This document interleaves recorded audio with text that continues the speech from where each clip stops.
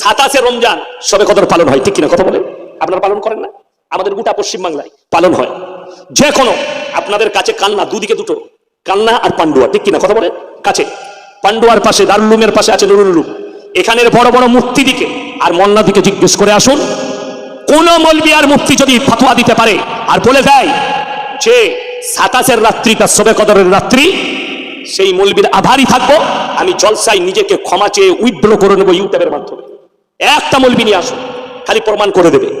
যদি বলেন এই তিনটাই শবে কদরের রাত্রি, ওইটা মনে করাটাই বেদাত। রাত্রি দিয়েছেন যেগুলো রাত্রে দোয়া কবুল হয়, যেমন মুসান্নাফে আব্দুর রাজ্জাকের মধ্যে হাদিস, হযরতে আব্দুল্লাহ ইবনে ওমর রাদিয়াল্লাহু তাআলা আনহু বলেন, নিশ্চয় 5টি রাত্রে দোয়া বেশি কবুল হয়। কটি রাত্রে? একটু লক্ষ্য করবেন বাবজি, কটি রাত্রে দোয়া কবুল হয়? 5টি রাত্রে দোয়া কবুল হয়। লাইলাতুল জুমআ, একটি জুমার রাত্রে, যেটা আমরা প্রত্যেক সপ্তাহ পাই, কিন্তু যেমন অন্যদিন ঘুমে কাটে, জুমার রাত্রিটাও ঘুমে কাটে, নাই? এর ফজিলত আমরা বুঝিনি। তারপরে নবী পাক সাল্লাল্লাহু আলাইহি সাল্লাম বলছেন যে দ্বিতীয় নম্বরে হচ্ছে রজব মাসের একটি রাত, যে রাত্রিতে নবীর মেরাজ হয়েছিল, সুবহানাল্লাহ। তারপরে হচ্ছে হযরতে আব্দুল্লাহ ইবনে ওমর রাদিয়াল্লাহু তাআলা আনহু বলছেন 2টি রাত হলো, আর 2টি রাত হচ্ছে তিনি বলছেন লাইলাতুল ঈদাইন, 2 ঈদের 2 রাত্রিতে যারা আল্লাহর কাছে দোয়া করবে, ওই রাত্রিতে সবচাইতে বেশি দোয়া কবুল হয়। জোরে বলেন। কিন্তু আমাদের সিস্টেম কি হয় জানেন? আরেক রাত্রি বলছি, 4টা রাত্রি হলো, জুমার রাত্রি, রজব মাসের মেরাজের রাত্রি, 2 ঈদের রাত্রি, 4টি রাত হলো, একটি রাত্রি বলছি। কিন্তু এই যে 2 ঈদের রাত্রি, আমরা ইবাদত জুমার রাত্রিতেও করি না, আর এই যে মেরাজের রাত্রিতে কেউ কেউ করে, কেউ কেউ করে না। তারপরে আপনার 2 ঈদের রাত্রি, 2 ঈদের রাত্রিতে বেশিরভাগ এই মেহেন্দি লাগালাগিতে চলে যায়।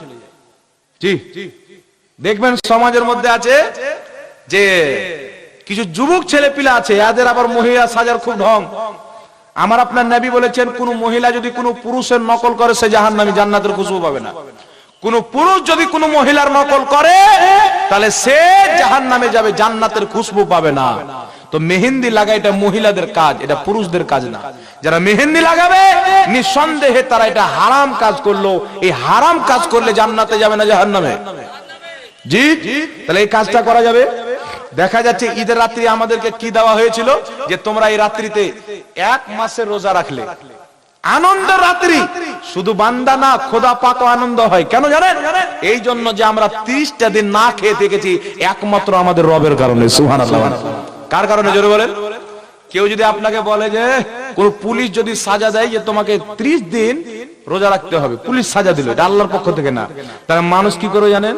বাথরুমে গিয়ে, বাথরুম যে ওই কুলুপ নিতে যাবে, ওই পানি পান করে নেবে লুকিয়ে বাথরুমের মধ্যে, দেখতে পাবে না। না কি বলেন? না